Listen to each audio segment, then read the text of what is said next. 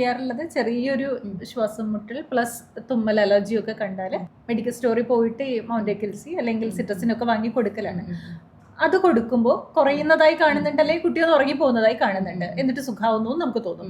എന്താണ് ശരിക്കും അവിടെ സംഭവിക്കുന്നത്, എന്തുകൊണ്ട് അത് ചെയ്യരുത് എന്ന് പറയുന്നത്? ഓക്കെ, ഇപ്പോ തുമ്മല് വരുന്ന, അതുപോലെ മൂക്ക് ചൊറിച്ചില് അല്ലെങ്കിൽ ചുമ, ശ്വാസത്തിന് ബുദ്ധിമുട്ട്, ഇങ്ങനെ വരുമ്പോഴാണല്ലോ ഡോക്ടർ ഒരു പ്രാവശ്യം സിട്രസിൻ കൊടുത്തിട്ടുണ്ടാവും. ചില ടൈംസിൽ നമ്മൾ കാണാറുണ്ട് ഡോക്ടർ ഒരു 1 മന്തിലേക്ക് മോണ്ടിലുക്കാസ്റ്റ് കൊടുത്തിട്ടുണ്ടാവും.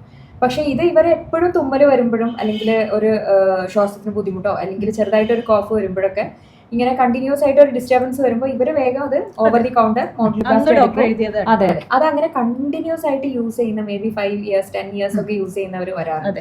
അപ്പോൾ അവരെന്താന്ന് പറഞ്ഞു കഴിഞ്ഞാൽ അത് എടുക്കുമ്പോൾ ആശ്വാസമുണ്ട്, നിർത്തുമ്പോൾ വീണ്ടും വരും, കുറച്ചു കാലം ചിലപ്പോൾ കുഴപ്പമില്ലാണ്ട് പോകും.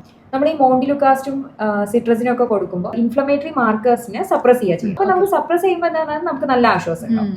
അപ്പൊ ഇങ്ങനെ നമ്മൾ സപ്രസ് ചെയ്തുകൊണ്ട് പോവുക ചെയ്യുന്നത്, പക്ഷെ കോസ് അവിടെ തന്നെ നിൽക്കുന്നത്. അപ്പൊ ആ കോസിനെ ഐഡന്റിഫൈ ചെയ്യൽ ഇറ്റ് ഈസ് വെരി ഇമ്പോർട്ടൻറ്റ്. ഇത് നമ്മളിങ്ങനെ 5 years ഇത് അങ്ങനെ സപ്രസ് ചെയ്ത് പോകുന്നവരുണ്ട്, 10 years. കാരണം ഇതൊന്നും അങ്ങനെ ഒരു ലോങ് ടേം അഡ്വൈസബിൾ അല്ല ഈ മെഡിസിൻസ്.